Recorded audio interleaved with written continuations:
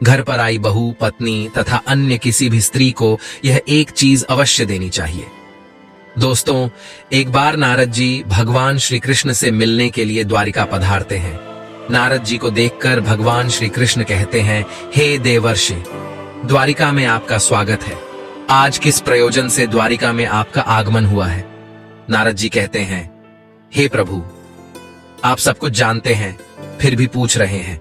फिर भी आप आज्ञा दे तो आपसे कुछ पूछने की चेष्टा करता हूं। हे प्रभु, एक स्त्री पुरुष से सबसे अधिक किस चीज की इच्छा रखती है? जब एक कन्या विवाह के बाद अपने ससुराल में जाती है तो वह अपने ससुराल वालों से तथा अपने पति से सबसे अधिक किस चीज की मांग रखती है, जो सुवर्ण, गहने, वस्त्र, भोजन आदि से भी बढ़कर है? तब भगवान श्री कृष्ण कहते हैं, हे देवर्षि, आपने बहुत ही उत्तम प्रश्न किया है। आपके इस प्रश्न में संसार की समस्त स्त्रियों का कल्याण छिपा हुआ है। आपके इस अत्यंत महत्वपूर्ण प्रश्न का उत्तर देवी नंदा की कथा में छिपा हुआ है। देवर्षि कहते हैं, हे प्रभु, ये देवी नंदा कौन थी? उनका आचार विचार कैसा था? मैं देवी नंदा के विषय में जानने के लिए उत्सुक हूं। कृपया आप मुझे देवी नंदा का वृतांत सुनाने की कृपा करें। भगवान श्री कृष्ण कहते हैं, हे देवर्षि, देवी नंदा गुणवान, मनोकामना को पूर्ण करने वाली गाय थी। केवल नंदा का नाम अपने मुख से लेने मात्र से ही पापों का नाश होता है। देवी नंदा की यह महान कथा सुनने मात्र से ही मनुष्य के समस्त दुखों का नाश होता है और उसे सुख समृद्धि प्राप्त होती है। देवी नंदा महान, पुण्यवान तथा समस्त मनोरथों को पूर्ण करने वाली साक्षात देवी है। इसीलिए आज मैं आपको इस महान नंदा की कथा सुनाता हूँ। इसीलिए आप ध्यान पूर्वक इसे पूरा जरूर सुनिए। देवर्षि कहते हैं, हे प्रभु, आज मेरा बड़ा सौभाग्य है कि आपके मुख से मुझे देवी नंदा की कथा सुनने को मिल रही है। मैं इस कथा को पूरा अवश्य सुनूंगा और इसका प्रचार करूंगा। फिर भगवान श्री कृष्ण कहते हैं, हे देवर्षि, पूर्व काल में पृथ्वी लोक पर प्रभंजन नाम से प्रसिद्ध एक महाबली राजा रहा करते थे। एक दिन महाराज प्रभंजन रथ में बैठकर शिकार करने के लिए जाते हैं। जंगल में वे शिकार करने के लिए इधर उधर घूम रहे होते हैं। तभी उन्हें जंगल में झाड़ियों के बीच एक हिरनी दिखाई पड़ती है। महाराज ने तुरंत अपना बाण निकाला और उस हिरनी की ओर छोड़ दिया। बाण लगते ही हिरनी घायल हो गई और चारों ओर देखने लगी तो उसकी दृष्टि महाराज प्रभंजन पर पड़ी। महाराज को हाथ में धनुष्य लेकर खड़ा हुआ देखकर हिरनी बोलने लगी, अरे दुष्ट, ये तूने क्या कर दिया? तुम्हारा यह कर्म पाप से भरा हुआ है। मैं निर्भय होकर इस वन में अपने बछड़े को दूध पिला रही थी। ऐसी अवस्था में तूने मुंह निरपराध हिरनी को अपने बाण का निशाना बनाया। तू बहुत निर्दयी और क्रूर है। शास्त्र कहते हैं कि बच्चे को स्तनपान करती हुई स्त्री की ओर देखना भी महापाप होता है। तूने तो मेरी हत्या करने की चेष्टा की है। अब मेरी मृत्यु के बाद मेरे बछड़े का क्या होगा? उसकी रक्षा कौन करेगा? हे निर्दयी राजा, तेरे इस पाप के लिए मैं तुझे श्राप देती हूँ कि तू इसी क्षण कच्चा मांस खाने वाला व्याघ्र हो जा और इसी वन में तू निवास कर। उस हिरनी का श्राप सुनते ही महाराज प्रभंजन के पसीने छूटने लगे और वह हिरनी से क्षमा याचना करने लगा। महाराज उस हिरनी के सामने बैठकर हाथ जोड़कर प्रार्थना करने लगा, हे कल्याणी, मुझे क्षमा करो। मैं नहीं जानता था कि तू बच्चे को दूध पिला रही है। मैंने अनजाने में ही तेरा वध किया है। कृपया मेरी इस भूल को क्षमा करो और मुझे इस श्राप से मुक्ति की अवधि बताओ। फिर वह हिरनी कहने लगी, हे राजन, आज से 100 वर्ष बीत जाने के बाद इस वन में नंदा नाम की गाय आएगी। वही तुझे इस पाप से मुक्ति दिलाएगी। और फिर राजा तुरंत ही एक बाघ के रूप में बदल गया। उस बाघ का आकार बहुत ही बड़ा और घोर भयानक था। वह बाघ उसी वन में काल के वशीभूत रहते हुए मृगों को, अन्य चौपाइयों को तथा मनुष्यों को भी मारकर खाने लगा। वह बाघ स्वयं की निंदा करते हुए कहता था, हाय, अब मैं फिर से कब मनुष्य शरीर धारण करूंगा? इस बाघ की योनि में रहकर मेरे द्वारा पुण्य नहीं हो सकते। एकमात्र हिंसा ही मेरी वृत्ति है। इसके द्वारा तो मुझे सदा दुख ही प्राप्त होंगे। इस प्रकार से कैसे मैं इस श्राप से मुक्त हो पाऊंगा? जब उस वन में रहते हुए 100 वर्ष बीत गए, तब एक दिन वहां पर गायों का एक बहुत बड़ा झुंड उपस्थित हुआ। उस वन में घास और जल की विशेष सुविधा थी। उसी कारण से गायें वहां पर चरने के लिए आई थी। उस गायों के झुंड में एक बहुत ही सुंदर तथा संतुष्ट रहने वाली गाय थी। उसका नाम था नंदा। वही उस झुंड की प्रधान थी तथा सबसे आगे निर्भय होकर वह चला करती थी। एक दिन वह अपने झुंड से बिछड़कर चरते चरते उस बाघ के सामने पहुंच गई। बाघ उस गाय को देखते ही खड़ा हो गया और उसके पास जाकर कहने लगा, हे गाय, आज विधाता ने तुझे मेरा ग्रास नियत किया है, क्योंकि तू स्वयं यहां चलकर आई है। उस बाघ के रोंगटे खड़े कर देने वाले निष्ठुर वचन सुनकर उस गाय को अपने बछड़े की याद आने लगी। उसका गला भर आया और वह रोते हुए अपने बछड़े के लिए हुंकार करने लगी। उस गाय को रोता हुआ देखकर वह बाघ बोला, अरे गाय, क्यों रोती हो? इस संसार में सभी प्राणी अपने कर्मों का फल ही भोगते हैं। तू खुद मेरे पास चलकर आई है, इससे जान पड़ता है कि तेरी मृत्यु आज ही लिखी हुई है। फिर तू व्यर्थ ही शोक क्यों कर रही है? अच्छा तो बता, तो रोई किस लिए? उस बाघ की बात सुनकर नंदा ने कहा, हे बाघ, तुम्हें नमस्कार है। मेरा सारा अपराध क्षमा करो। मैं जानती हूं कि तुम्हारे पास आए प्राणी की रक्षा असंभव है, अतः मैं अपने जीवन के लिए शोक नहीं कर रही हूं। मेरी मृत्यु तो एक न एक दिन होगी ही, किंतु हे बाघ, मैंने अभी कुछ ही समय पहले एक बछड़े को जन्म दिया है। ये मेरा पहला बछड़ा होने के कारण वह मुझे बहुत प्रिय है। मेरा बछड़ा अभी दूध पीकर ही जीवन चलाता है, घास तो वह खा नहीं सकता। इस समय वह घर में बंधा हुआ है और भूख से पीड़ित मेरी राह देख रहा है। उसी के कारण मुझे शोक हो रहा है। मेरे ना होने पर मेरा बछड़ा कैसे जीवन चलाएगा? मैं पुत्र स्नेह के वशीभूत हूँ और उसे दूध पिलाना चाहती हूँ। मुझे थोड़ी देर के लिए जाने दो। मैं अपने बछड़े को दूध पिलाकर प्यार से उसका मस्तक चाटूंगी और उसे कुछ उपदेश देकर अपनी सहेलियों से उसकी रक्षा करने का वचन लेकर तुम्हारे पास लौट आऊंगी। उसके बाद तुम इच्छानुसार मुझे खा लेना। यदि मैं फिर से लौट कर नहीं आई तो मुझे वही पाप लगेगा जो माता पिता का वध करने से लगता है, जो सोते हुए प्राणी को मारता है, जो एक बार अपनी कन्या का दान करके फिर उसे दूसरे को देना चाहता है। उन्हें जो पाप लगता है वही पाप मुझे लगेगा। इस पाप के भय से मैं पुनः लौट कर आऊंगी। नंदा की ऐसी शपथ को सुनकर बाघ को उस पर विश्वास हो गया और वह बोला, हे गाय, तुम्हारी इन शपथों पर मुझे विश्वास हो गया है, पर कुछ लोग तुमसे कहेंगे कि प्राण संकट में पड़ने पर विवाह में और गाय को संकट से बचाने में जो शपथ ली जाती है उसे तोड़ने पर पाप नहीं लगता, किंतु तुम इन बातों पर विश्वास मत करना। इस संसार में कितने ही ऐसे नास्तिक हैं जो मूर्ख होते हुए भी खुद को पंडित कहते हैं। वे तुम्हारी बुद्धि को भ्रम में डाल देंगे। जिनके चित्त पर अज्ञान का पर्दा पड़ा है वे तुच्छ मनुष्य कुतर्क लगाकर तुम्हें शपथ तोड़ने के लिए भी कहेंगे, लेकिन तुम अपने वचन का पालन करना। फिर नंदा बोली, हे बाघ, तुम्हारा कथन सत्य है, मैं वचन का पालन अवश्य करूंगी। फिर बाघ ने कहा, हे गाय, अब तुम जाओ, अपने पुत्र से मिलो, उसे दूध पिलाओ, उसका मस्तक चाटो तथा अपनी सहेलियों से मिलकर शीघ्र ही लौटकर यहाँ आ जाओ। फिर वह गाय उस बाघ से आज्ञा लेकर वहां से चली गई। उसके मुख पर आंसुओं की धारा बह रही थी। वह अत्यंत दुखी भाव से कांप रही थी। उसके हृदय में बड़ा दुख था। जैसे ही वह गोष्ठ पर पहुंची, उसने अपने बछड़े की पुकार सुनी और वह दौड़कर अपने बछड़े के पास पहुंच गई और आंसू बहाने लगी।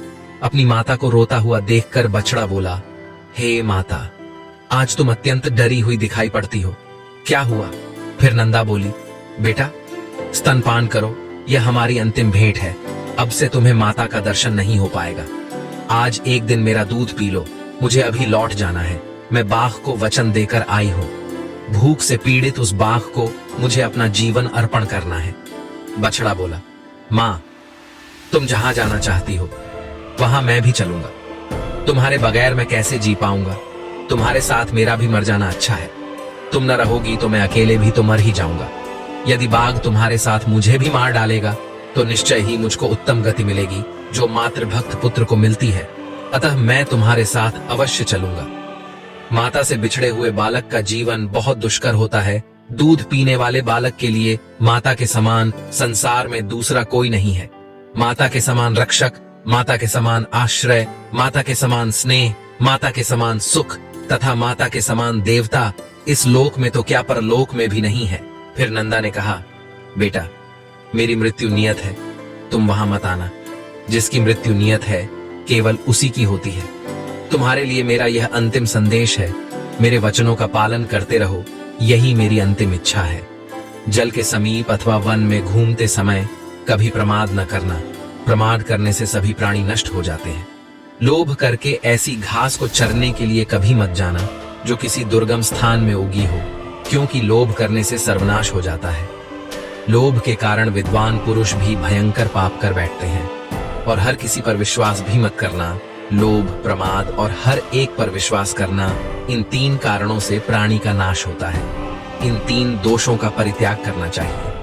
बेटा, जिसने एक बार विश्वास तोड़ दिया हो उस पर कभी विश्वास नहीं करना चाहिए, और जिस पर अधिक भरोसा हो उस पर भी आंख बंद करके विश्वास नहीं करना चाहिए, क्योंकि दूसरों पर विश्वास करने से भय उत्पन्न होता है और विश्वास करने वाला ही नष्ट हो जाता है। दूसरों का तो क्या, अपने शरीर का भी विश्वास नहीं करना चाहिए। ये कब साथ छोड़ जाए इसका भी कोई भरोसा नहीं है। बेटा, तुम धर्म का चिंतन करो। मेरी मृत्यु से तुम्हें घबराना नहीं चाहिए, क्योंकि एक न एक दिन सभी की मृत्यु होनी ही है। बेटा, तुम शोक छोड़कर मेरे वचनों का पालन करो। इतना कहकर नंदा अपने पुत्र का मस्तक चाटने लगी और अत्यंत शोकाकुल होकर रोने लगी। फिर वह अपने पुत्र को निहारते हुए अपनी सहेलियों के पास चली गई और अपने सहेलियों को सारी हकीकत बता दी। नंदा कहने लगी, हे सखियों, मैंने जाने अनजाने में यदि तुमसे कोई भी अप्रिय बात कह दी हो अथवा कोई अपराध किया हो तो उसके लिए तुम मुझे क्षमा कर देना। मेरे जाने के बाद मेरे बालक पर सदा क्षमा भाव रखना। मेरा बछड़ा दीन, अनाथ और व्याकुल है, उसकी तुम रक्षा करना। मैं तुम्हें उसे सौंप रही हूँ, अपने पुत्र की भांति इसका पोषण करना। नंदा की बात सुनकर उसकी सखियों को बड़ा दुख हुआ। सभी सखियां आश्चर्य में पड़कर बोली, बड़े आश्चर्य की बात है। बाघ के कहने से सत्यवादिनी नंदा फिर से उस भयंकर बाघ के पास जाना चाहती है। स्वयं के प्राण बचाने के लिए शपथ और सत्य का त्याग करना चाहिए और शत्रु को धोखा देना चाहिए। सखियां बोली, हे नंदा, अपने बछड़े को छोड़कर तुम वहां पर मत जाओ। सत्य के लोभ से जो तू उस बाघ के पास जा रही है, यह तू अधर्म कर रही है। इस विषय में धर्मवादी ऋषि मुनियों ने कहा है, प्राणों पर संकट आने पर वचन का पालन न करने से पाप नहीं लगता है। यदि झूठ बोलकर प्राणों की रक्षा होती है तो वह अधर्म नहीं, धर्म ही कहा जाता है। फिर नंदा कहती है, हे सखियों, दूसरों के प्राण बचाने के लिए मैं भी झूठ बोल सकती हूँ, किंतु खुद के प्राणों की रक्षा के लिए मैं झूठ नहीं बोल सकती हूँ। यह अधर्म है। जीव अकेले ही गर्भ में आता है और अकेले ही मरता है। अकेले ही उसका पालन पोषण होता है तथा अकेले ही वह सुख दुख भोगता है। इसीलिए मैं सदा सत्य ही बोलूंगी। सत्य पर ही संसार टिका हुआ है। सत्य के कारण ही समुद्र अपनी मर्यादा का उल्लंघन नहीं करता। स्वर्ग, धर्म तथा मोक्ष सब सत्य के मार्ग पर चलकर ही प्राप्त किए जा सकते हैं। जो अपना वचन तोड़ता है वह अपने सभी पुण्य कर्मों को नष्ट कर डालता है। सत्य ही अगाध जल से भरा हुआ तीर्थ है। जो उस तीर्थ में स्नान करता है वह सब पापों से मुक्त होकर परम गति को प्राप्त करता है। 1000 अश्वमेध यज्ञ और सत्य वचन, ये दोनों अगर तराजू पर रखे जाएं तो सत्य का पलड़ा भारी होगा। सत्य ही उत्तम तप है। सत्य ही उत्कृष्ट शास्त्र ज्ञान है। संपूर्ण आश्रयों में सत्य का आश्रय ही श्रेष्ठ माना गया है। कितनी भी मुश्किल परिस्थिति खड़ी हो जाए, सत्य का पालन हमेशा करना चाहिए। सत्य के उच्चारण से बड़ा पापी भी स्वर्ग में पहुंच जाता है। इसीलिए मैं सत्य का परित्याग कभी नहीं कर सकती। नंदा के ऐसे वचन सुनकर सखियां बोलने लगी, हे नंदे, तुम जगत के संपूर्ण देवताओं और दैत्यों द्वारा नमस्कार करने के योग्य हो, क्योंकि तुम परम सत्य का आश्रय लेकर अपने प्राणों का भी त्याग कर रही हो, जिनका त्याग करना बहुत कठिन है। हे कल्याणी, इस विषय में हम तुम्हारी बराबरी नहीं कर सकते। तुम तो धर्म का बीड़ा उठा रही हो। तुम्हारे इस महान त्याग से हमें यह यकीन है कि तुम्हारा तुम्हारे पुत्र से वियोग नहीं होगा, क्योंकि जिस नारी का चित्त कल्याण मार्ग में लगा हुआ है उस पर कभी आपत्ति नहीं आती। यमराज भी उस प्राणी के प्राण नहीं लेते हैं। उसके बाद सभी से मिलकर नंदा समस्त गो समुदाय की परिक्रमा करके वहां के देवताओं और वृक्षों से विदा लेकर उस जंगल की ओर चल पड़ी। नंदा उस स्थान पर जा पहुंची जहां पर वह तीखी दाढ़ों वाला और भयंकर आकार वाला वह मांस भक्षी बाघ बैठा हुआ था। उसके पहुंचने के साथ ही उस गाय का बछड़ा बहुत तेजी से दौड़ता हुआ वहां पर आ गया और अपनी माता तथा उस बाघ के बीच में आकर खड़ा हो गया। बछड़े को देखकर वह नंदा गाय उस बाघ से बोली, हे बाघ, मैं सत्य धर्म का पालन करती हुई तुम्हारे पास आ गई हूं। अब तुम केवल मुझे खाकर अपनी तृप्ति करो, किंतु मेरे बछड़े को जीवन दान दो। फिर वह बाघ बोला, हे गाय, तुम तो बड़ी सत्यवादिनी निकली। हे कल्याणी, तुम्हारा स्वागत है। जो अपने वचन का पालन करता है, जो सत्य की राह पर चलता है, उसका कभी अमंगल नहीं होता। तुमने यहां से जाने से पहले जो वचन दिया था, उसे सुनकर मुझे बड़ा कौतूहल हुआ था कि ये यहां से जाकर कैसे लौट सकती है। तुम्हारे सत्य की परीक्षा के लिए ही मैंने तुम्हें भेज दिया था, अन्यथा मेरे पास आकर तुम जीवित नहीं लौट सकती थी। लेकिन मेरा वह कौतूहल पूरा हुआ। मैं तुम्हारे भीतर सत्य की खोज कर रहा था, वह मुझे मिल गया। इस सत्य के प्रभाव से मैं तुम्हारे प्राणों को बख्श देता हूं। आज से तुम मेरी बहन हो और यह तुम्हारा पुत्र मेरा भांजा हो गया। हे कल्याणी, तुमने अपने आचरण से मुझ जैसे महापापी को यह उपदेश दिया है कि सत्य पर ही संपूर्ण लोक टिका हुआ है, सत्य के ही आधार पर धर्म टिका हुआ है। हे देवी, जो तुम्हारा दूध पीते हैं वे सभी धन्य हैं, कृतार्थ है, उन्होंने पुण्य प्राप्त किया है, उनका जन्म सफल हुआ है। गायों में ऐसा सत्य है, यह देखकर अब मुझे अपने जीवन से घृणा हो रही है। अब मैं भी वह कर्म करूंगा जिसके द्वारा मैं पाप से छुटकारा पाऊं। अब तक मैंने हजारों जीवों को मारा और खाया है। मैं महापापी, दुराचारी और निर्दयी हूं। पता नहीं इस पाप के कारण किस लोक में जाना पड़ेगा। बहन, इस समय मुझे पापों से शुद्ध होने के लिए कौन सी तपस्या करनी चाहिए, उसे संक्षेप में बताओ।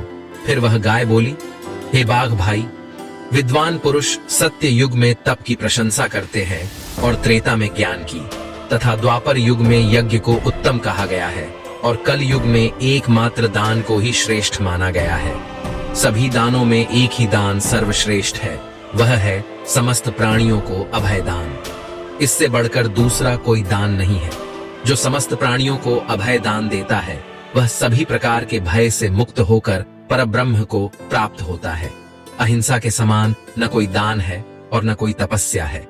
जिस प्रकार से हाथी के पैर के चिन्हों में सभी प्राणियों के पैर के चिन्ह समा जाते हैं, उसी प्रकार से अहिंसा के द्वारा सभी धर्म प्राप्त हो जाते हैं। पुरुष को अपनी पत्नी की सदैव रक्षा करनी चाहिए। जो पुरुष अपनी पत्नी को अभयदान देता है, उसकी पत्नी 7 जन्मों के लिए उसी की हो जाती है। शरण में आई हुई स्त्री को अभयदान देना चाहिए। जिस पुरुष से किसी भी स्त्री को भय नहीं लगता, वह पुरुष तीनों लोकों में कीर्ति प्राप्त करता है। जो कभी किसी स्त्री के साथ हिंसा नहीं करता, जो सदैव स्त्रियों की रक्षा करने में तत्पर रहता है, उसे विष्णु लोक की प्राप्ति होती है। स्त्री का वध करने वाले को कुंभीपाक नरक में डाला जाता है। इसीलिए पुरुष का यह कर्तव्य होता है कि वह अपनी पत्नी की रक्षा करे, उसे अभय दान दे। जिस व्यक्ति से सभी को भय लगता है, जो दूसरों में डर निर्माण करता है, जो दूसरों के साथ हिंसा करता है, वह सबसे बड़ा पापी है। और जो सभी से प्रेम करता है, सभी पर दया दिखाता है, जो सभी को अभय दान देता है, वह तीनों लोकों में कीर्ति प्राप्त करता है। यही परम कल्याण का साधन है, जिसे मैंने संक्षेप में तुम्हें बताया है। फिर बाघ ने कहा, हे देवी, पूर्व काल में मैं एक राजा था, किंतु एक मृगी के श्राप के कारण मुझे बाघ का शरीर प्राप्त हुआ था। तब से मैं निरंतर प्राणियों का वध कर रहा था, जिस कारण से मैं सारी बातें भूल गया था। इस समय तुम्हारे संपर्क से और उपदेश से मुझे फिर से सब कुछ स्मरण हो गया है। हे देवी, अब मैं तुमसे एक प्रश्न पूछता हूँ, तुम्हारा नाम क्या है? वह गाय बोली, मेरे स्वामी का नाम नंद है और उन्होंने ही मेरा नाम नंदा रख दिया है। फिर जैसे ही नंदा का नाम कान पर पड़ा, राजा प्रभंजन श्राप से मुक्त हो गए और बाघ का रूप छोड़कर फिर से अपने पूर्व स्वरूप में लौट कर आ गए। फिर उसी क्षण नंदा का दर्शन करने के लिए साक्षात धर्मराज उस स्थान पर आ गए और बोलने लगे, हे नंदा, मैं धर्म हूं, तुम्हारी सत्यवाणी से आकर्षित होकर यहां आया हूं। तुम मुझसे कोई श्रेष्ठ वर मांग लो। धर्म का वचन सुनकर नंदा ने यह वर मांगा, हे धर्मराज, आपकी कृपा से मैं अपने पुत्र सहित उत्तम पद को प्राप्त हो जाऊं। इस स्थान पर मौजूद जो सरस्वती नदी है, वह मेरे ही नाम से प्रसिद्ध हो और इसका नाम नंदा पड़ जाए। यह स्थान पर धर्म प्रदान करने वाला शुभ तीर्थ बन जाए। इस प्रकार से वर मांगने पर धर्मराज ने तथास्तु कहकर वहां से अदृश्य हो गए और नंदा अपने बछड़े के साथ उत्तम लोक को चली गई। तो दोस्तों, इस प्रकार से इस कथा के माध्यम से हमें पता चलता है कि सबसे बड़ा दान अभय दान है। कभी भी अपने माता पिता, पत्नी, मित्र आदि के साथ हिंसा ना करे, सभी से प्रेम करे और संसार के सभी प्राणियों को अभय दान प्रदान करे। यह कथा आपको कैसी लगी कमेंट करके जरूर बताएं। वीडियो अच्छा लगा तो इसे लाइक जरूर करें और कमेंट में जय गौ माता तथा जय श्री कृष्ण जरूर लिखें। साथ ही चैनल को सब्सक्राइब करें ताकि ऐसी ही आध्यात्मिक जानकारी आपको प्राप्त हो। आज की प्रस्तुति में बस इतना ही। आप सभी का धन्यवाद।